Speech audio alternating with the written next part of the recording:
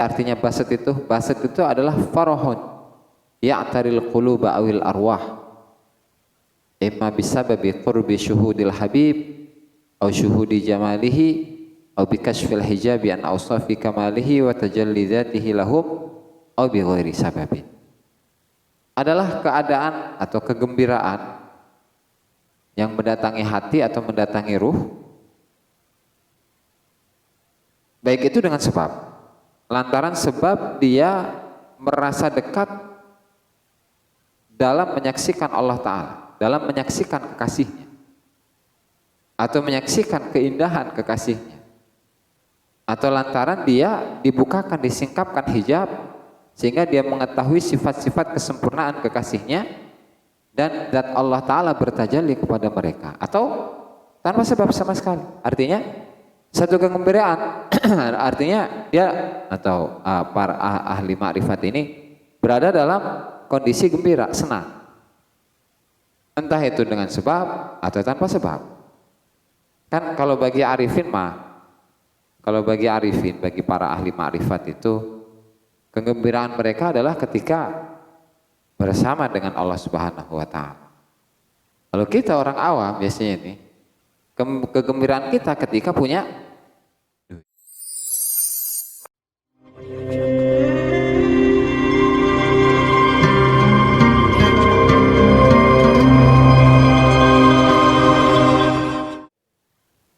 Assalamualaikum warahmatullahi wabarakatuh. Assalamualaikum warahmatullahi wabarakatuh. Muhammad ibn Abdullah wa ala alihi washabihi wa la haula wala quwwata illa billahi nawayna ta'allimun nafil intifa' wa taqur wa tadhkir wal ifadata wal istifadah wal hasalata masuki bi kitabillahi wa sunnati rasulih wa du'a ilal huda wa dalalata alal khair ibtigha'a wajhihi wa qurbihi wa thawabihi subhanahu wa ta'ala. Rabbi shrah li sadri wa yassir li amri wa hlul 'uqdatam min lisani yafqahu qawli. Amma ba'du. Para pemirsa, para hadirin, para subscriber dimanapun Anda berada, alhamdulillah pada malam hari ini kita melanjutkan pengajian kitab Al-Hikam karya Imam Ibn Athaillah As-Sakandari rahimahullahu ta'ala. Sebelum kita mulai, mari kita hadiahkan Al-Fatihah kepada mu'alliful kitab, semua ulama, semua guru kita, semua orang tua kita, muslimin muslimat, mu'minin mu'minat, ala hadiniha wa ala kulli niyatun salih wa ala mana wa bihi aslafuna salihun wa ila hadratin Nabi Muhammad sallallahu alaihi wasallam. Al-Fatihah. Bismillahirrahmanirrahim.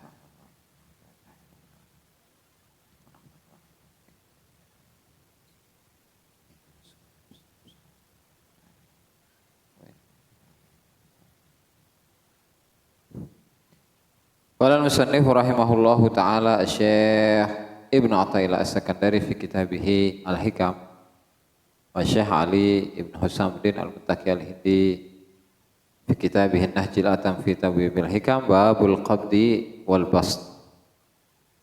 Ini bab baru. Kalau kita terjemahkan ya, qabd itu artinya menggenggam, sementara bast itu melepas. Artinya qabd dan bast ini merupakan dua kondisi yang dialami oleh manusia, baik dari kalangan orang awam atau kalangan sairin, muridin, arifin, bahkan ahli al-wasilin dan ahli at-tamkin. Itu dialami oleh mereka. Sebelum masuk kepada materi atau hikmah yang kita baca pada malam hari ini, di sini saya akan sedikit menguraikan, membahas tentang apa perbedaan antara qabd dengan bast. Oh, ada yang ketinggalan bro, Risalatul Qusyariyah bro. Nu ipis ya ejo. Nah, eta. Nah, sip. Nuhun.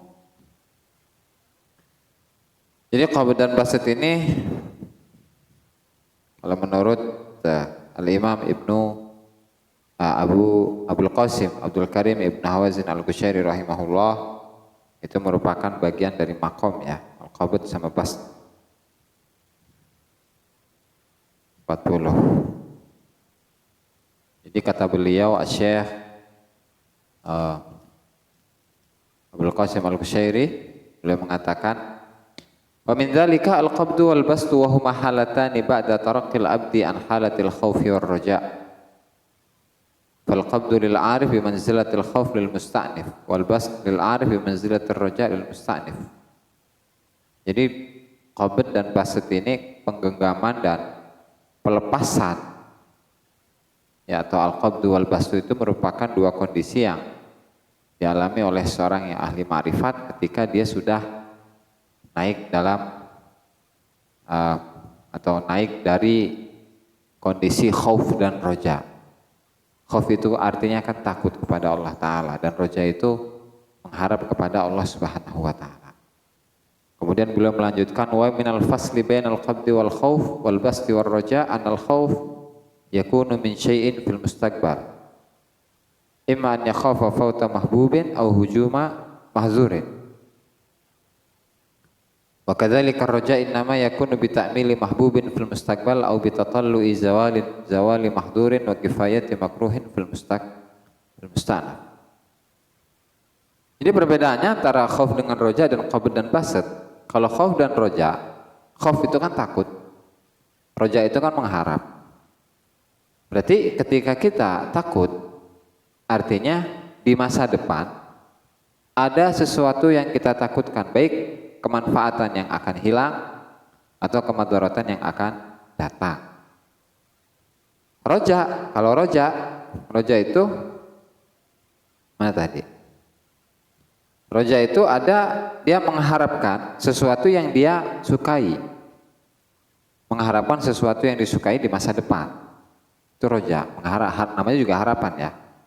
Jadi yang belum nikah gitu kan, mengharap ketika umur saya itu udah 20 berapa, 7 atau 20 30 lah, itu pengen punya pasangan gitu kan. Itu roja. Nah kalau khauf, kalau takut, berarti khawatir ketika umurnya itu sudah 30, kalau belum nikah dia nggak laku-laku. Nah itu khauf, itu perbedaan antara khauf dengan roja. Nah sementara al-qabdu wal bastu ini, nah tadi ya, ammal qabdu fali ma'nan hasilin fil waqti wa kadzalikal bastu fa sahibul wa kadzalikal bastu. Nah, sementara untuk pembahasan al-qabdu dan bast, tadi pengekangan dan pelepasan, itu adalah kondisi spiritual yang dialami oleh salikin atau muridin atau sairin yang mengejar Allah Subhanahu wa Ta'ala, yang menempuh perjalanan menuju Allah Subhanahu wa Ta'ala. Itu merupakan ungkapan dari kondisi yang dialami sekarang. Jadi berbeda dengan khauf dan roja.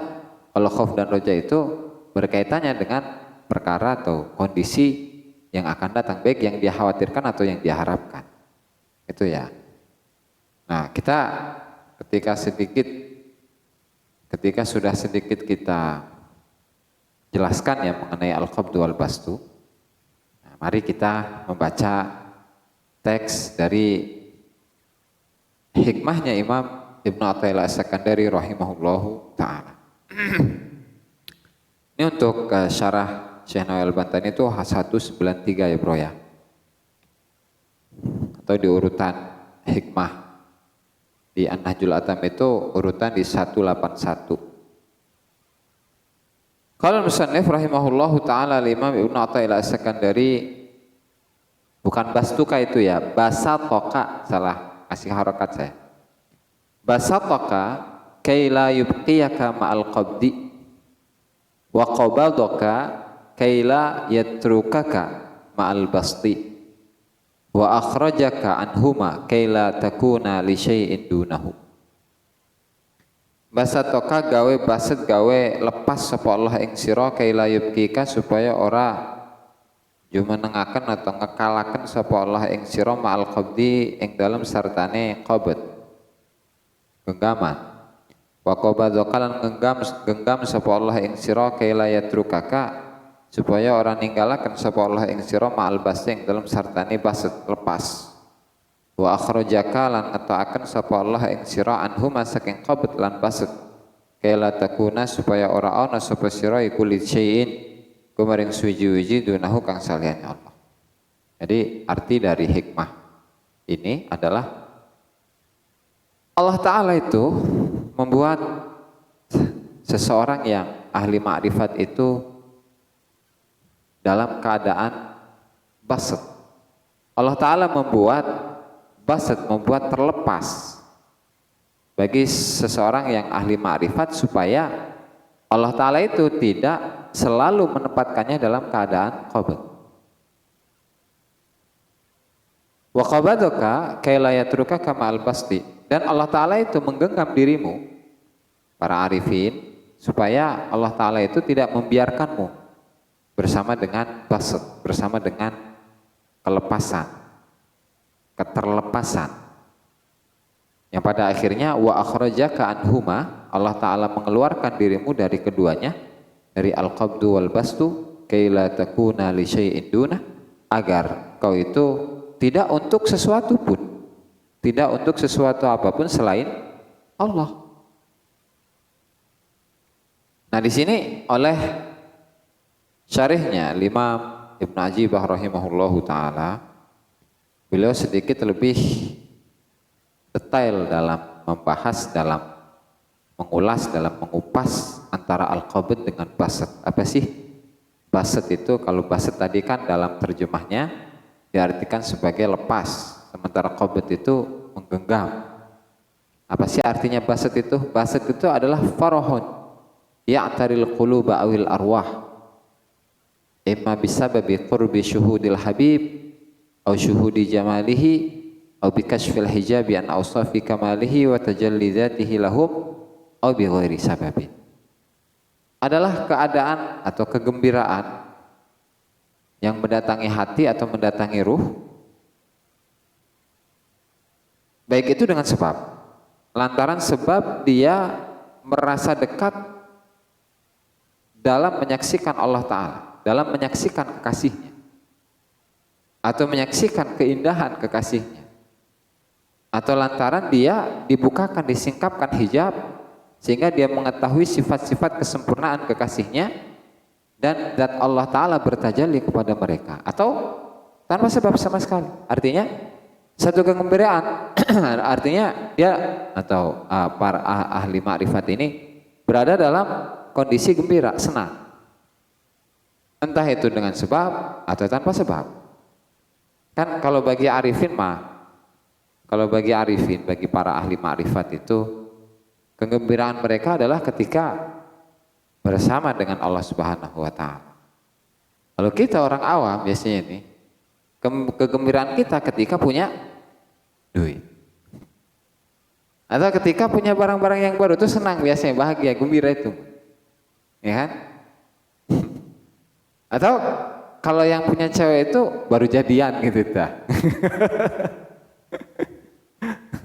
Nah, itu kalau kita gitu orang awam ya. Tapi kalau bagi mereka para arifin, para ahli ma'rifat, kegembiraan mereka itu adalah ketika mereka bisa menyaksikan Allah Subhanahu wa Ta'ala, atau Allah singkapkan kepada mereka tentang sifat-sifat sempurnanya Allah Subhanahu wa Ta'ala. Itu gitu. Jadi ini adalah kondisi yang dialami saat ini, gitu tuh. Kondisi yang dialami saat ini, bukan yang akan datang atau sudah lalu. Tuh. Nah, sementara qabd itu artinya digenggam. Kalau bas tadi kan dilepas. Kalau qabd itu adalah huznun wa dhiqun ya'taril qalba imma bisababi fawati marghubin au adami husuli matlubin au bi ghairi sababin. Nah, kalau qabd itu artinya adalah kesedihan, kegalauan, kesedihan, kesempitan yang mendatangi hati, lantaran ada hal yang dia sukai tidak tercapai. Tuh. Atau ada husuli matlub, apa yang dia inginkan itu sama sih, tidak tercapai juga. Atau tanpa sebab sama sekali, pokok dalam kondisi sedih. Gitu tuh. Artinya kalau dikaitkan dengan hikmah ini ya, basatoka kaila yubqiyaka ma'al qabdi, Allah Ta'ala membahagiakan dirimu supaya Allah itu tidak mengekalkanmu atau selalu menempatkan dirimu dalam posisi sedih. Dan sebaliknya, wa qabadaka kai la yatrukaka ma'al basti. Dan Allah Ta'ala itu menggenggammu, membuatmu sedih, supaya Allah Ta'ala tidak membiarkanmu selalu dalam keadaan senang. Nah, artinya kalau kita aplikasikan dalam kehidupan manusia secara umum, bahwa manusia itu tidak selamanya merasa senang dan tidak selamanya merasa sedih. Tapi antara kesenangan dan kesedihan itu silih berganti gitu tuh. Gak ada seseorang yang misalnya dia hidup di dunia ini selama 60 tahun misalnya, secara rata-rata ya, secara umum ya. Dia senang terus dari mulai dia lahir sampai mati. Gak ada bro, gak ada itu. Nah. Atau sebaliknya, seseorang yang menjalani kehidupan dia dalam keadaan sedih, terus susah, terus dari dia lahir sampai mati. Gak ada. Tapi keduanya itu silih berganti, gitu tuh. Kadang senang, kadang sedih, kadang senang, kadang sedih. Terus berputar seperti itu terus. Nah, sehingga apa? Sehingga wa akhrajaka anhuma kaila takuna li syai'in dunah, dan Allah Ta'ala itu mengeluarkan kita dari kesenangan dan kesedihan. Tujuannya hanya satu, yaitu kaila takuna li syai'in dunah, supaya kamu atau kita itu tidak untuk sesuatu kepada selain Allah. Artinya dengan datangnya kesedihan, kemudian diganti dengan kesenangan, diganti lagi dengan kesedihan, diganti kesenangan, kesedihan, kesenangan, kesedihan, kesenangan, terus. Yang pada intinya karena dua hal itu tidak kekal, maka kita harus mengejar sesuatu yang sifatnya kekal. Sesuatu yang kekal atau yang dikejar oleh manusia dalam menjalani kehidupannya itu tidak hanya surga, tidak hanya neraka. Karena kalau kita berkaca kepada para arifin, para orang-orang yang sudah dekat, sudah kenal dengan Allah Subhanahu wa Ta'ala, mereka itu sudah tidak lagi mengharapkan surga atau ingin dijauhkan dari neraka. Kenapa? Ya karena mau bagaimanapun surga dan neraka itu adalah ciptaan Allah. Ketika hati mereka itu bergantung kepada surga dan neraka, meskipun kedua-duanya itu sifatnya adalah abadi, ya sifatnya adalah kekal, tetap kekekalan mereka itu tidak akan ada. Kekekalan dua hal ini antara surga dan neraka itu tidak akan ada kecuali jika Allah Ta'ala menghendaki. Karena Allah Ta'ala berkehendak, maka dua hal ini kekal. Tetapi yang maha kekal itu tetap adalah pemilik dari keduanya. Sehingga kita harus meniatkan, kita harus menanamkan dalam diri supaya kita ini tidak mengejar yang selain Allah Subhanahu wa Ta'ala, tetapi yang kita kejar adalah pemilik dari semua alam semesta ini, yaitu Allah Subhanahu wa Ta'ala. Nah, bagi para arifin, kenapa sih mereka itu dalam keadaan qabd? Ya lantaran dalam hati mereka terkadang terbesit atau terlintas sesuatu yang selain Allah Subhanahu wa Ta'ala. Jadi meskipun seseorang itu masuk dalam kategori arifin, orang yang ahli ma'rifat, tetap di suatu saat, di suatu masa pasti dia akan terlintas dalam hatinya itu selain Allah Subhanahu wa Ta'ala. Nah, makanya Rasulullah Shallallahu alaihi wasallam itu mengingatkan atau memberikan solusi lah bagi semuanya. Kan gak semua dari kita itu selalu dalam keadaan bahagia. Kita terkadang dalam keadaan senang, terkadang dalam keadaan susah, sedih, galau gitu kan. Nah, dalam permasalahan apapun, untuk menghadapi masalah apapun. Nah, Rasulullah itu memberikan obat, berikan solusi. Apa kata beliau? Man asabahu ghammun aw hammun falyaqul Allah Allah la usyriku bihi syai'a fa innallaha yudhibu hammahu wa ghammahu. Ketika seseorang itu dilanda kesedihan, dilanda kegalauan, maka hendaknya dia mengatakan Allah Allah la usyriku bihi syai'an. Allah Allah, saya tidak menyekutukan Allah kepada sesuatu, kepada apapun itu, meskipun kepada diri kita, meskipun kepada harta, meskipun kepada kekayaan. Ya, karena kalau berbicara tentang menyekutukan Allah Ta'ala, menduakan Allah Subhanahu Wa Ta'ala, kita ini jagonya bro. Kok bisa jagonya? Atau iyalah, kita ini ketika dalam diri kita masih ada egoisme, ya kan? Masih ada egoisme, ananiah.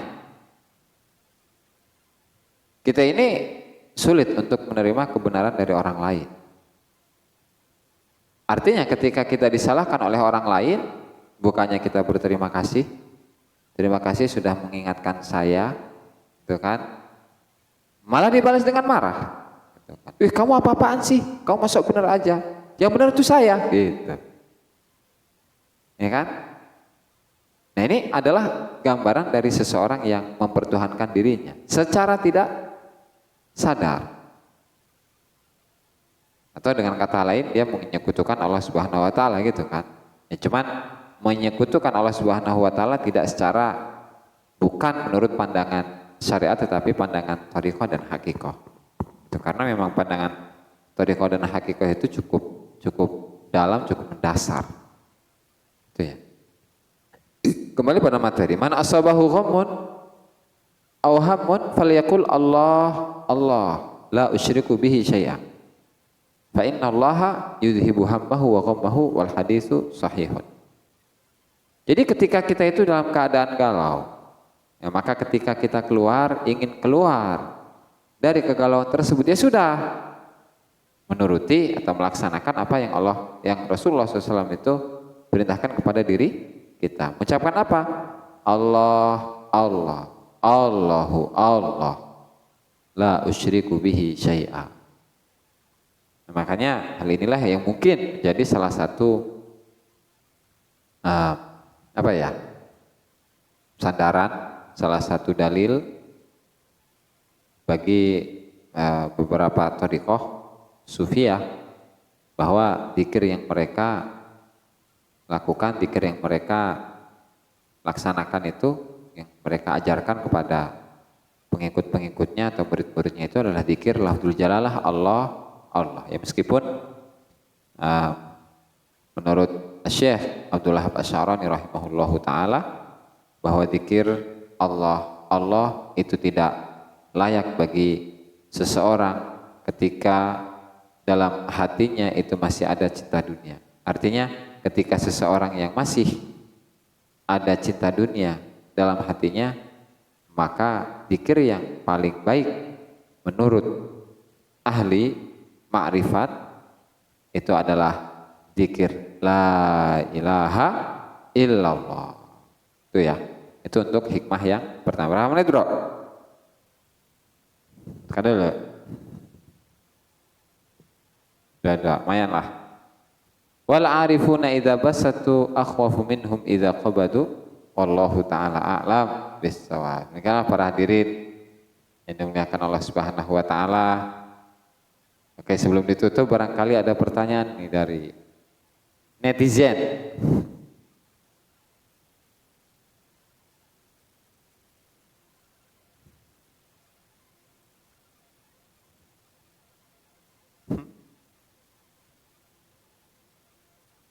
Apa? Sekahati kabehnya, insyaallah.